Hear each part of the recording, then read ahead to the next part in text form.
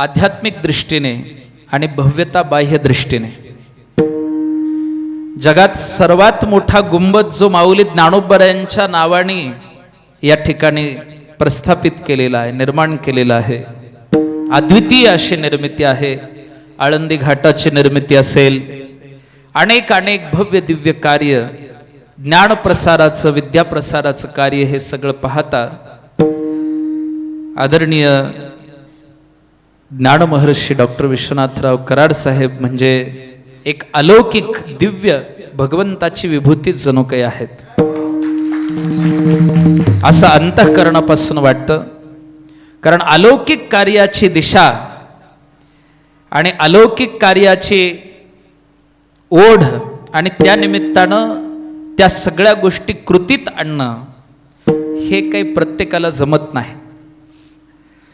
आज संत साहित्याचा अंतर्भाव उच्च शिक्षणामध्ये व्हावा म्हणून आषाढी वारीच्या काळामध्ये साहेबांनी आयोजित केलेली एक उच्च शिक्षण परिषद, पहिली संत साहित्याची वारकरी साहित्याची उच्च शिक्षण परिषद होणं, ही सुद्धा एक फार मोठी मोलाची बाब आहे.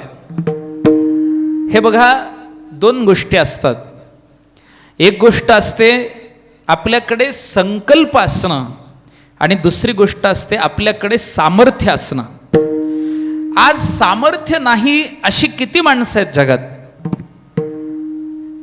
सामर्थ्य नाही अशी फार कमी माणसं आहेत. बहुतेकांकडे सामर्थ्य आहेच आहे, पण संकल्प नसतो.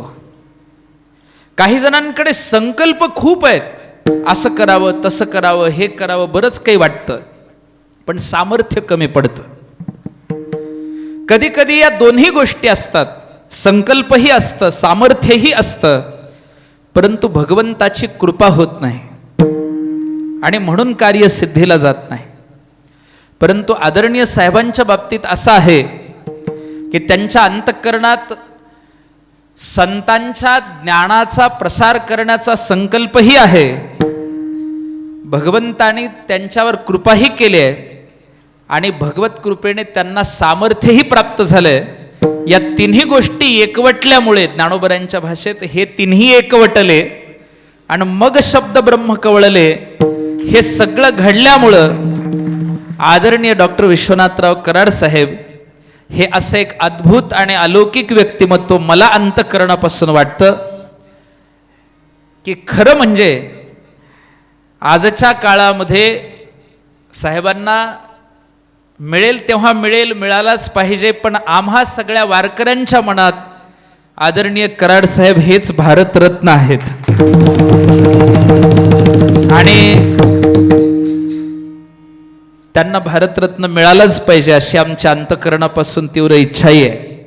याच्याही पलीकडे जाऊन सांगतो की साहेबांचं कार्य जर पाहिलं, त्यांच्या कार्याची व्याप्ती जर पाहिली, जे की कार्य आज त्यांचं चालूच आहे, अविरत चालू आहे आणि अथक चालू आहे. काही माणसं फार कमी वयात थकून जातात, फार कमी वयात. एक 55 वर्षाचा म्हातारा मला सांगत होता, आता आमचं काही खरं नाही, आता आमचं संपलं, आता असेल ते पोरांचंच असेल, म्हणजे हे झाले.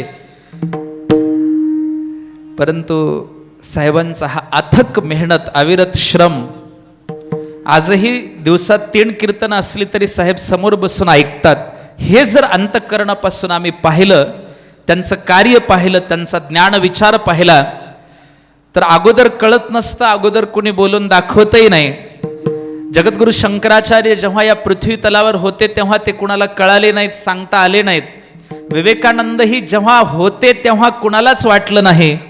परंतु असं म्हणायला हरकत नाही की आदरणीय साहेब म्हणजे सुद्धा आमच्या भगवंताचा एक अंश अवतार आहे. त्यांच्या रूपानं हे सगळं अलौकिक कार्य, परमार्थिक कार्य चालू आहे आणि त्या कार्यामध्ये आपण सर्वजण सहभागी आहात. हे आपल्या सर्वांचं सगळ्यात मोठं महत्भाग्य आहे आणि त्या भाग्याने संतांपर्यंत आपण येत असतो, भगवंताच्या मार्गावर येत असतो. भाग्याचा उदयन ते हे जोडी संत पाय, असा हा सगळा विषय आहे. आणि आज कीर्तनरूपी सेवेकरता निवडलेला अभंग विशेष करून माऊली ज्ञानोबरायांचा, त्यांचं नावच आहे ज्ञानदेव आणि श्रुतिवाक्य असं आहे, ज्ञानदेव तू कैवल्यम. ज्ञानदेव ज्ञानची देतो. जो ज्ञान देतो तो ज्ञानदेव नव्हे नव्हे, ज्ञानात एव तू कैवल्यम. ज्ञान हेच मोक्ष किंवा मोक्षाचं प्रत्यक्ष स्वरूप म्हणजे ज्ञान. असा हा सगळा माऊली ज्ञानोबरांचा विचार आपल्याला या अभंगाच्या माध्यमातून करायचा आहे. उपस्थित सर्व हरिभक्तीपरायण महाराज मंडळी, कीर्तनकार, प्रवचनकार, कथाकार, गुणीजनवृंद, गायनाचार्य, टाळकरी, माळकरी, वारकरी, मृदंगाचार्य, विणाधारक, प्रतिष्ठित नागरिक, पदाधिकारी, कार्यकर्ते, साधक, भाविक, भक्त, आबाल, वृद्ध, माता माऊली, महिला मंडळ, तरुण युवक मंडळ आणि या ठिकाणी उपस्थित सर्वांच्या चरणी नतमस्तक होऊन सेवेला प्रारंभ. मस्तक हे पायावरे या वारकरी संतांच्या. विठ्ठल विठ्ठल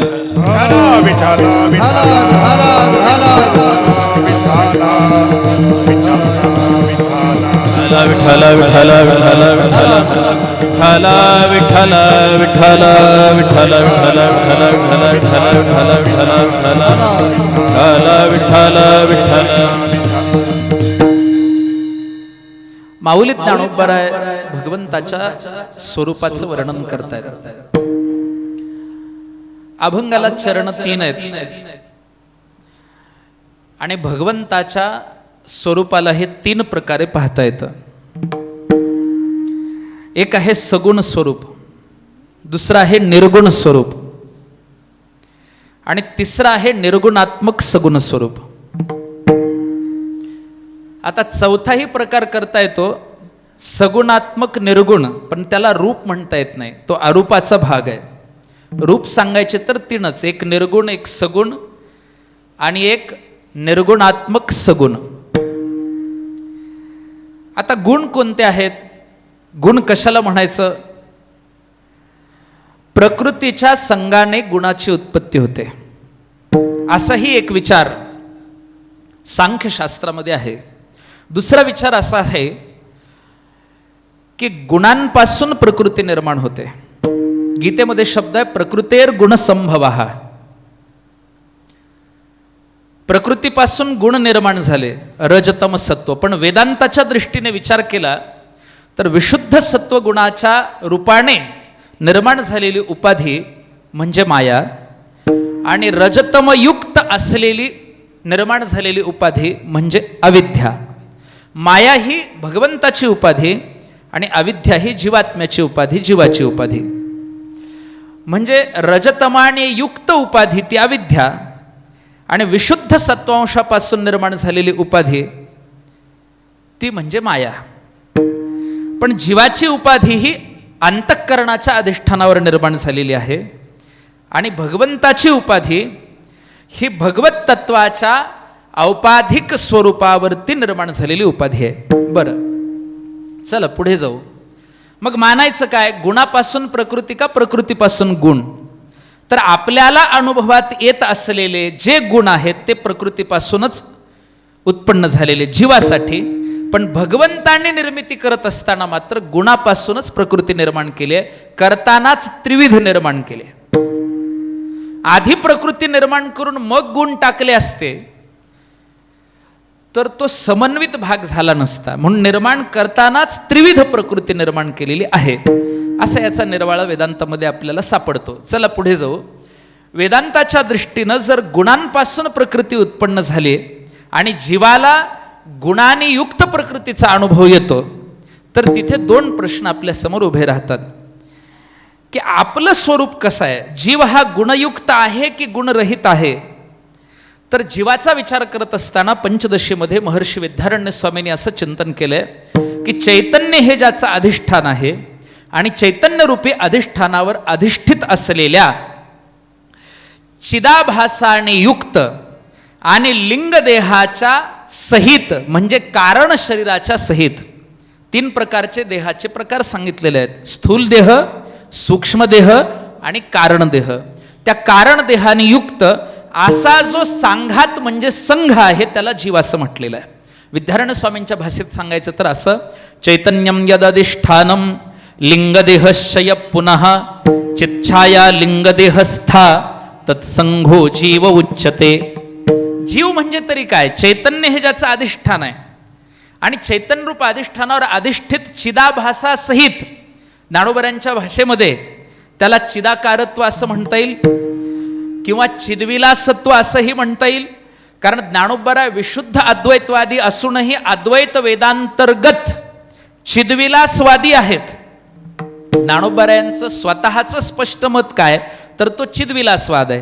ते म्हणतात ही समस्त सृष्टी आणि ब्रह्मांड हे विश्व हा परमात्म्याचा विलास आहे, स्वतःचं वैभव आहे त्यांचं, ते ऐश्वर्य भोगण्याची त्यांची लीला आहे आणि त्यालाच त्यांनी चिद्विलास असं म्हटलंय. त्या चिदाभासाने युक्त कारण शरीरासहित तत्संगो जीव उच्चते, त्याला जीव ही संज्ञा आहे. बरं, आता या जीवाच्या ठिकाणी जर चिदाभास आहे म्हणजे प्रकृतीचा संबंध आहे, तर जीव हा गुणयुक्तच आहे जोपर्यंत जीव आहे. जेव्हा जीवाच्या जीवदशेची निवृत्ती होते, अर्थात जीवाच्या अविद्यारूप उपाधीची आत्यंतिक निवृत्ती होते, त्यावेळेस जीवात्मा हा गुणरहित होतो किंवा गुणातीत होतो. ज्ञानोबरायांनी त्या गुणातीत झालेल्या जीवाचं वर्णन 14व्या अध्यायात असं केलंय. ते म्हणतात की ज्याला मान दिला काय किंवा अपमान दिला काय, ज्याला स्तुती केली काय किंवा निंदा केली काय, जसा राखोंडीला काही फरक पडत नाही, तसा ज्याच्या जीवनात कोणत्याही परिस्थितीत स्तुती झाली, निंदा झाली, लाभ झाला, हानी झाली, मान झाला, अपमान झाला तरी फरक पडत नाही. तो सर्व अवस्थेत समच आहे. त्याला मान अपमान समान आहे, त्याला स्तुती निंदा समान आहे, त्याला लाभ हानी समान आहे.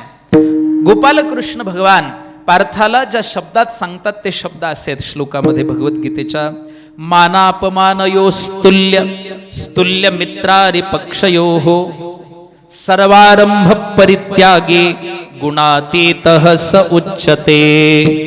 गुणातीत कोण आहे याची व्याख्या केली आहे. तो जीवदशेच्या निवृत्तीने गुणातीत होतो. परंतु भगवंताचं स्वरूप कसं आहे तर भगवंताच्या स्वरूपामध्ये निर्गुणता हा परमात्म्याचा स्थायी भाव आहे. ते गुणरहितच आहेत, पण गुणसंग जरी केला प्रकृतीमध्ये येऊन तरीही त्यांच्यामध्ये कसल्याही प्रकारचं गुणाचं अस्तित्व राहत नाही. मूळ स्थायी भाव निर्गुण आहे, पण गुणांना पाहिजे तेव्हा धारण करतात. गुणांच्या निर्मितीचं अधिष्ठानही ते आहेत, कारण भगवंत हे मूळ अस्तित्व रूप आहे. That is the existence, the basic existence. अस्तित्व जे आहे ते सगळं अस्तित्व तिथूनच आहे. गुणही तिथून उत्पन्न झाले, गुणातीतताही तिथेच आहे आणि गुणांचा संगही त्याच्यावर घडला तरी तो असंग आहे. पहा, संग करून असंग राहणं म्हणजे काय, आणि तसं स्वरूप या जीवात्म्यालाही होऊ शकतं. कारण जीव हा भगवंताचाच अंश आहे ना. जीव हा कुणाचा अंश आहे? आपल्या स्वतःला प्रश्न विचारून बघा, आपण कुणाचे अंश आहोत? उगा विचार करा. आपण या संसाराचे अंश आहोत, पृथ्वीचे अंश आहोत, पाण्याचे अंश आहोत, तेजाचे आहोत, वायूच्या आकाशाचे नाही ना. हे सगळे भाग आपल्या देहात आहेत, पण आपण कशाचे अंश आहेत? आपण राक्षसाचे तर अंश नाहीच आहेत ना. भगवंताने सांगितलं, आपण काही म्हणा पण भगवंताने सांगितलं ममैव अंशो जीवलोके. हा जीव जो आहे तो माझा अंश आहे, भगवंताने स्वतः सांगितलंय. बरं असू द्या, जीव भगवंताचा अंश आहे म्हटल्यावर जसा भगवंत गुणांना धारण करून गुणांच्या असंग राहतो तसं जीवालाही होता येतं. आणि तीच अवस्था मुक्त महापुरुषांची आहे. कशी आहे? ब्रह्मण्याधाय कर्माणि संगम त्यक्त्वा करोति यः लिप्यते न स पापेन पद्मपत्रमिवांभसा. ब्रह्मण्याधाय कर्माणि संगम त्यक्त्वा करोति यः. संग न करता, अहंता ममता न ठेवता असंग वृत्तीने जेव्हा कर्म केले जातात तेव्हा जैसे जळी जळे पद्मपत्र, पाण्यात राहून पाण्याच्या कमळाच्या पानावर पाणी राहत नाही, पाण्यातल्या कमळाच्या पानावर पाणी राहत नाही, जैसे जळी जळे पद्मपत्र, त्या पद्धतीने अगदी अनासक्त वृत्तीने असंग वृत्तीने मुक्त महापुरुषही राहतात. परमात्माही या विश्वसृष्टीमध्ये तसाच आहे. जगताची उत्पत्ती करतो पण मी केली हा भाव नाही. जगताचं पालन करतो परंतु मी पालन करता आहे म्हणून मोह नाही, किंवा माझं हे विश्व आहे, ही सृष्टी माझी आहे म्हणून मोह नाही. आणि जर मोह असता तर मग विनाशक म्हणून पुढे येता आलं नसतं. विनाश करतो तेव्हा त्वेष नाही, द्वेष नाही, क्रोध नाही. परम क्रोधी असून संहार करतानाही परम अक्रोधी आहे. हा सगळा भाव आहे. आम्ही एखाद्या गोष्टीचा विनाश करायला लागलो की त्याच्यात द्वेष असतो, द्वेष असतो. पण परमात्मा सृष्टीचा संहार करतो तेव्हा द्वेषाने नव्हे, पुन्हा नवनिर्मिती करण्यासाठी. कारण सर्ग विसर्गाची ही प्रक्रिया आहे. निर्मिती करायची, पुन्हा मोडायचंय. घडी मोडी हेळा मात्र एका तासा माझी कोटी वेळा सृष्टी होत जात असे. एक झोपडी बांधायची, छान होती झोपडी. एक पावसाचं टिपूसही मध्ये येत नव्हतं, पण एका दिवशी त्या झोपडीच्या मालकानं मोडूनच टाकली. सगळे लोक नावं ठेवायला लागले, काय माणूस आहे, झोपडी मोडायची असते का? अहो त्यांनी मोडली कशासाठी ते तर विचारा. त्याला महल बांधायचा होता. आणि मग 2 वर्षांनी त्याच लोकांनी पाहिलं झोपडीच्या जागी महल उभा राहिलाय. मग मात्र त्याचा फार गाजावाजा करू लागले लोक, चांगला म्हणू लागले, बरं झालं झोपडी मोडली, एवढा महल उभा केला. संहार सुद्धा नवनिर्मितीसाठी आहे. आम्ही मरतो हा संहार आहे, परंतु तोही नवनिर्मितीसाठी आहे. या जगात जन्माला आलेले सगळेच माणसं जर इथंच राहिले, कोणी मेलेच नाहीत, तर नवीन येणाऱ्यांना कुठं ठेवायचं? त्यांनाही जागा पाहिजे ना. काय मग ते निमित्त काही असो, महामारी असो, एपिडेमिक असो, पॅन्डेमिक असो, व्हॉट एव्हर दॅट, जे असेल ते निमित्त काही का असेना, पण हे सगळं चालायचंच नवनिर्मितीसाठी. आपले खापरपणजोबा आज असते तर आपल्याला जागा कमी पडली असती, असं वाटत नाही का आपल्याला? होय, त्यांच्या खोल्या रिकाम्या झाल्या म्हणून आपल्या भेटल्या. बरं आहे, ते नियोजन आहे तसं. आया है ओ. आणि फरक एवढाच आहे, काही जण काल गेले, काही जण उद्या जाणार, काही जण आज. जायचं तर आहेच, एक दिन जाना होय जरूर, पण नियोजन असं केलं, कोई काल गया, कोई आज गया, कोई जावनहर तैयार खड़ा, नहीं कायम कोई मुकाम यहाँ, चिरकाल से यही रिवाज रहा, चिरकाल से यही रिवाज रहा.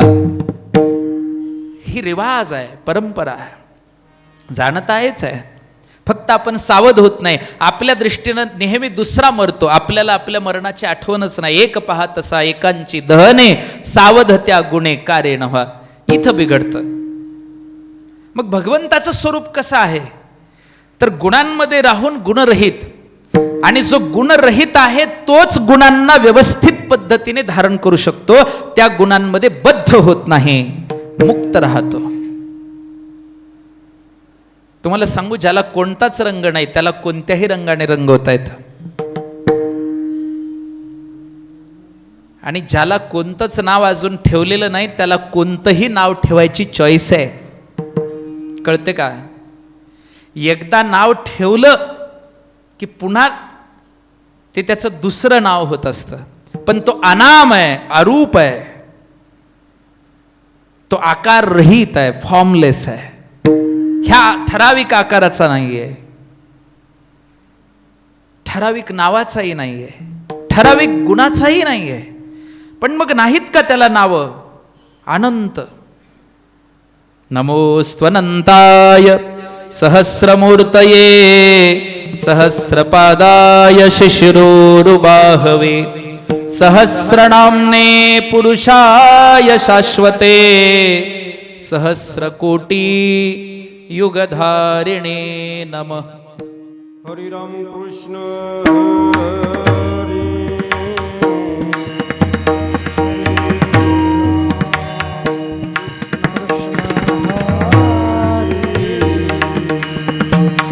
जय जय राम कृष्ण हरि.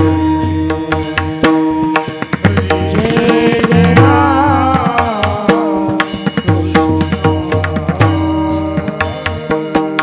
हरि. जय जय राम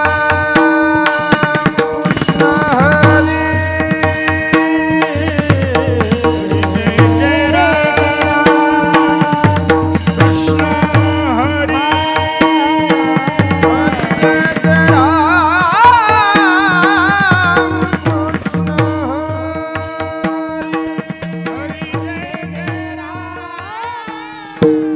सत्य काय आहे?